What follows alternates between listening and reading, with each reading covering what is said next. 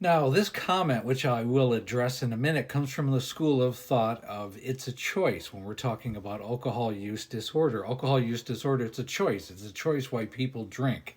And that school of thought, and there's always the debate between that and what's really happening to the person, which is far more complicated than it just being a choice.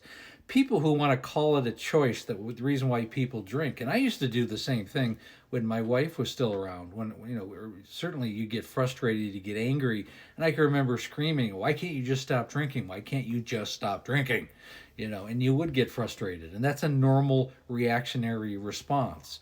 But the reality of why they're drinking is far more complicated than simply they're drinking. Okay, they're drinking for a plethora of reasons, and sometimes they can be as varied as the people who drink. The thing is, there are common themes that run through every particular case, and it's based on certain criteria.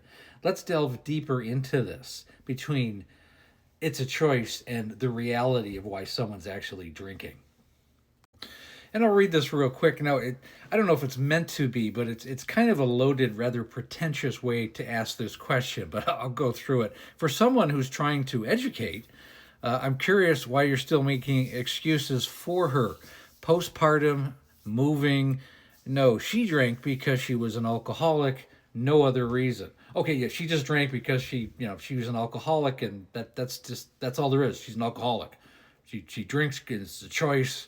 This kind of hard line lack of understanding is really appalling, and it's really comes from the standpoint of society. And society really has this issue with people who overdrink, people who suffer from alcohol use disorder, because they simply don't understand it. They've never been put or placed in a position either where they want to understand or that they care to understand. It's just reactionary. I think that person's fallen down drunk, they're a loser, they have a character issue, they have a moral issue.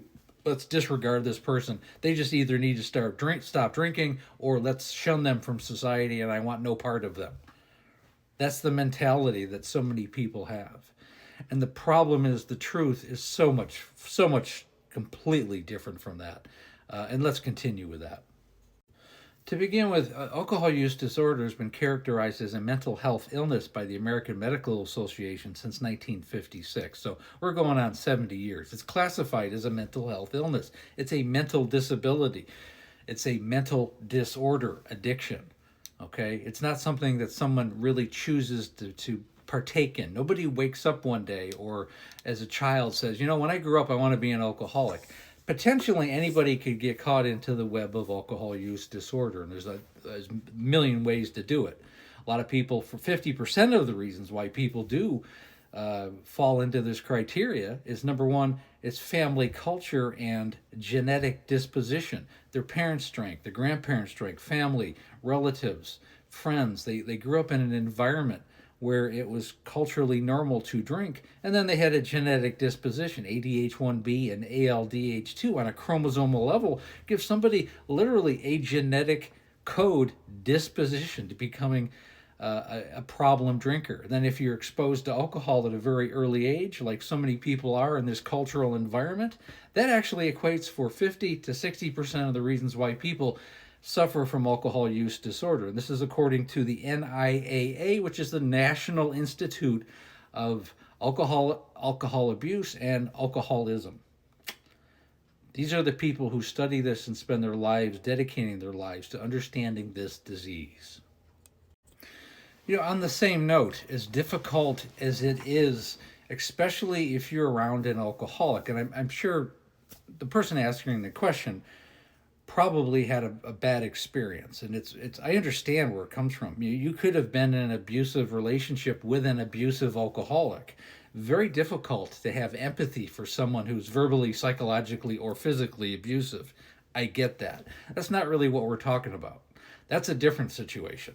And I always say my rule of thumb is if you are in a situation where the person is physically, emotionally, psychologically, or abusive in any way, that's not a situation that you should be around. You need to remove yourself from that situation, especially if there's children. Not really what I'm talking about.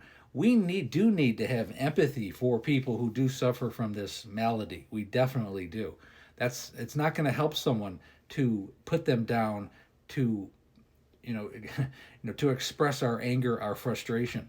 We do need to sit back and look and really have more of an adult, educated standpoint when you're dealing with an alcoholic or an alcoholic in your family. We do need to look at this as a truly a mental health disease. It's not about choice. It's not about choice. I hope you learned something from that. And really, as a caveat here, as far as it not being a choice, PTSD, ADHD, bipolar disorder, someone who's schizophrenia, they have borderline personality disorder, they could be an introvert, they're socially awkward.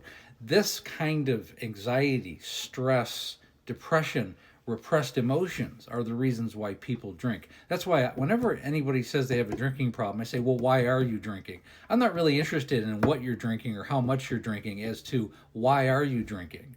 Because you could go from alcohol to drugs, you go from alcohol to food, food to alcohol, gambling, shopping, some other addiction, and not really ever solve the why you have this problem to begin with. And that's what everyone should be looking at. Why are you consuming something? Why are you in this addictive mode? That's what's that's what needs to be looked at. The people in the alcoholic's life need to look at why the person in their life is acting the way they do and get them professional help. Professional help is a must. At first, it has to be recognized. The problem needs to be recognized, and then that person needs to get professional help. Beating them up emotionally and acting like it's a choice and what are you doing and you're immoral, that helps no one. It's not going to help the family member, and it's definitely not going to help the alcoholic. And again, I have a complete coaching program that's designed to help both the alcoholic and the family. Link is in the link tree in my page and the bio on my page. Set up a Calendly call. Takes about 45 minutes. We're going to do a deep dive into what's going on with you and your family. It's very important to have one-on-one counseling above all. I think it's more helpful than group therapy or anything, really. Again, set up a call, and the call is free. The course is definitely not, but I'm looking for people who are ready to change their life and the life of their family.